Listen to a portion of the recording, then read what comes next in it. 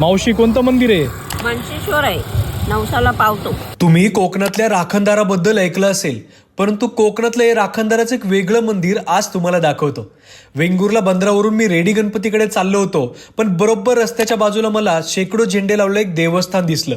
हे एवढे सारे झेंडे बघून मला नवलच वाटलं आणि तिथे विचारल्यावर कळालं हे आहे कोकणातल्या राखणदाराचं मानसीश्वर जागृत देवस्थान. येथे 26 जानेवारीला मोठी झेंडा जत्रा भरते. त्यात कोकणातील पारंपरिक दशावतार नाट्य देखील असतं. मावशीने सांगितल्याप्रमाणे इथे आपल्या मनातल्या इच्छा नवसाच्या रूपात पूर्ण होतात. आणि इथं सांगितलं काकूने की नवसाला पावतो. मग चला बोलू आपण पण एक नवस. नवस बोलून नवस पूर्ण झाला की इथे झेंडा देऊन नवस पूर्ण केला जातो. मी इथे आल्यावर मानसीश्वराची मूर्ती शोधत होतो, पण इथे फक्त झेंडेच बघायला मिळाले. येथे मूर्ती नसून फक्त झेंड्याच्या स्वरूपात हे मंदिर आहे.